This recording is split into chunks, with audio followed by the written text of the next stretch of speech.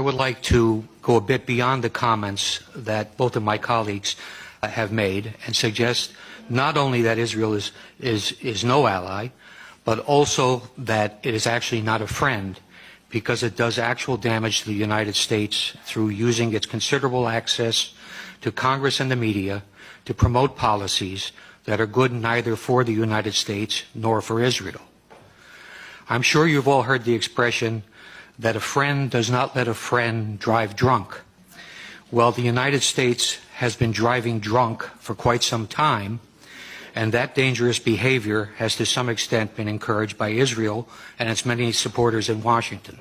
Israel might or might not have been an actual enabler of the disastrous American invasion of Iraq, but it is undeniably true that American officials extremely close to the Israeli government were behind the rush to war and the forgery of phony intelligence that fed the process.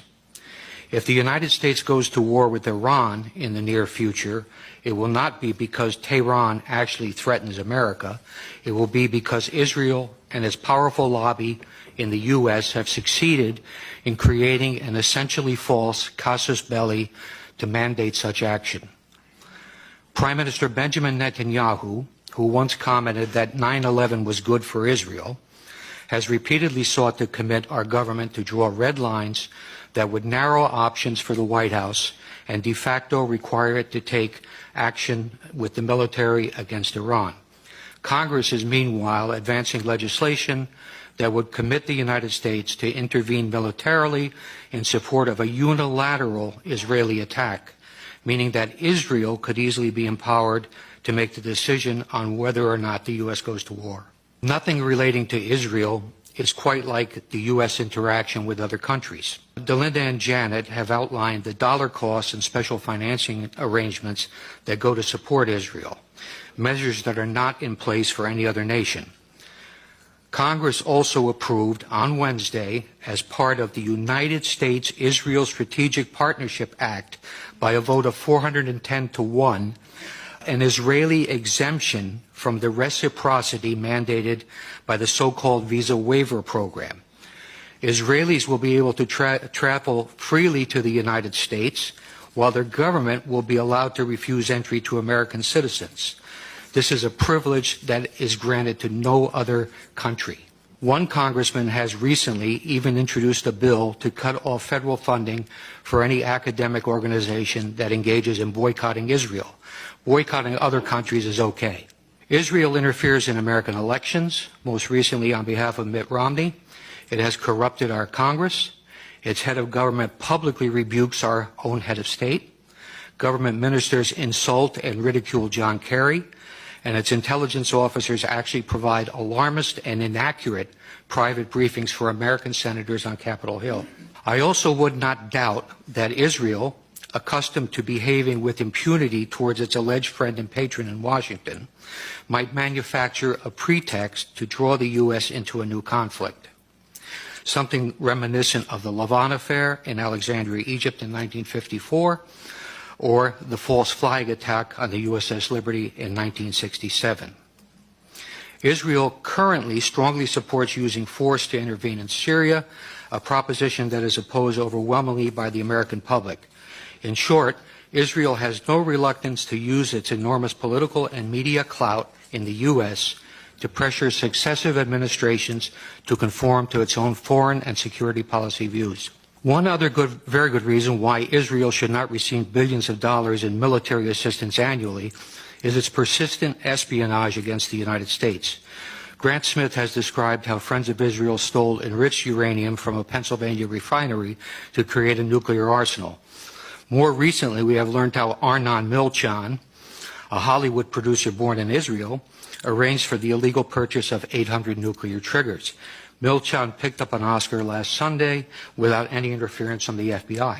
The existence of a large-scale Israeli spying effort at the time of 9/11 has been widely reported, incorporating Israeli companies in New Jersey and Florida, as well as hundreds of art students nationwide. 5 Israelis from one of the companies were observed celebrating against the backdrop of the Twin Towers going down. While it is often observed that everyone spies on everyone else, particularly true if one is referring to our own NSA, Espionage is a high-risk business that most countries are extremely careful when they are spying on friends because of fear of blowback. Israel, which relies on Washington for billions of dollars in aid and also for political cover in international fora like the UN, does not spy discreetly, largely because it knows that few in Washington will seek to hold it to account. There were, for example, no consequences for the Israelis when Israeli Mossad intelligence officers, using passports and pretending to be Americans, recruited terrorists to carry out attacks inside Iran, as noted by Mark Perry this morning. Israelis using U.S. passports in that fashion put every American traveler at risk. Israel, where government and business work hand in hand, has obtained significant advantage by systematically stealing American technology with both military and civilian applications. The U.S. developed technology is then reverse engineered and used by the Israelis to support their own exports. Sometimes when the technology is military in nature and winds up in the hands of an adversary, the consequences can be serious. Israel has sold advanced weapon systems to China that are believed to incorporate technology developed by American companies, including the Python 3 air-to-air missile and the Delilah cruise missile. There is evidence that Israel has also stolen Patriot missile avionics to incorporate into its own Arrow system, and that it used U.S. technology obtained in its Lavi fighter development program, which was funded by U.S. taxpayers, to help the Chinese develop their own J-10. The reality of Israeli spying is indisputable. I might cite the names of Jonathan Pollard, Ben Ami Kaddish, Stuart Nozet, and Larry Franklin as spies for Israel have been caught, but they are only the tip of the iceberg. Israel always features prominently in the annual FBI report called Foreign Economic Collection and Economic and Industrial Collection. The 2005 report states, Israel has an active program to gather proprietary information within the United States. These collection activities are primarily directed at obtaining information on military systems and advanced computing applications that can be used in Israel's sizable armaments industry. It adds that Israel recruits spies, uses electronic methods, and carries out computer intrusion to gain the information. A 1996 Defense Investigative Service report noted that Israel has great success stealing technology by exploiting the numerous co-production projects that it has with the Pentagon. It says, placing Israeli nationals in key industries is a technique utilized with great success. A General Accounting Office examination of espionage directed against American defense and security industries described how Israeli citizens residing in the U.S. had stolen sensitive technology to manufacture artillery gun tubes, obtained classified plans for reconnaissance systems, and passed sensitive aerospace designs to unauthorized users. The GAO concluded that Israel conducts, and this is a quote, conducts the most aggressive espionage operation against the United States of any U.S. ally. In June 2006, a Pentagon administrative judge overruled an appeal by an Israeli who had been denied a security clearance. If you can imagine that, an Israeli with a security clearance at the Pentagon. But anyway, they overruled him when he appealed it and said the Israeli government is actively engaged in military and industrial espionage in the United States. An Israeli citizen working in the U.S. who has access to proprietary information is likely to be a target of such espionage. More recently, FBI counterintelligence officer John Cole has reported how many cases of Israeli espionage are dropped under orders from the Justice Department.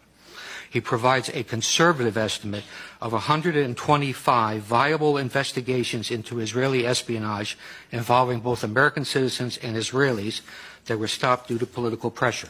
So the answer to the question, is Israel an ally of the United States, is most definitely no. Is it even a friend? Well, I suppose there are all kinds of friends in the world, but if you judge Israel by its record on how it interacts with the American government and people, I think the answer would also have to be no. Thank you.